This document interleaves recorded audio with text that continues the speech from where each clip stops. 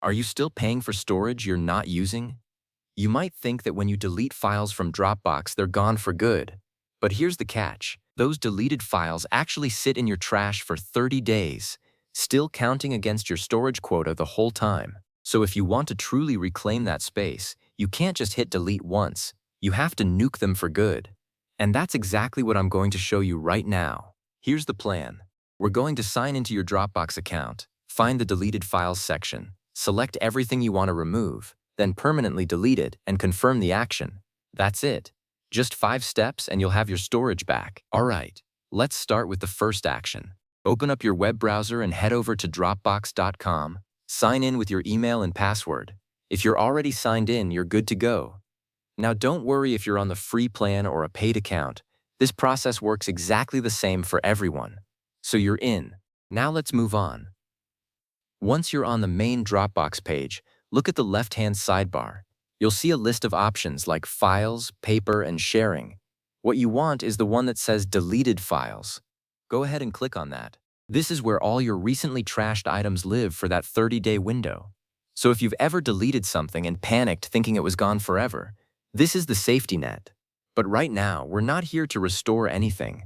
We're here to clean house. Now that you're in the Deleted Files area, you'll probably see a list of files and folders.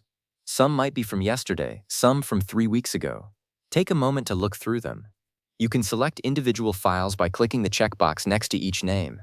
If you want to grab everything at once, look for the checkbox at the very top of the list. That will select all the items on the current page. Just be careful. Once we permanently delete these, they're gone. There's no second chance and no undo button, so double check that you don't need anything here. This step is where you make sure you're only getting rid of what you actually want to remove. After you've made your selections, look above the file list. You'll see a button that says Permanently Delete. It might be grayed out until you select at least one item, so once you've checked the boxes you want, click that button. This is the point of no return. But honestly, that's exactly what we're here for. We want to reclaim that space for good. A small window will pop up asking you to confirm. It'll say something like, "Are you sure you want to permanently delete these items?" And it'll list how many files are in that batch. Click the button that says Permanently Delete again to confirm. And that's it. In a few seconds, those files vanish from your account and your storage quota updates immediately. You'll see the freed up space reflected in your account settings. Now you know the real way to free up space in Dropbox.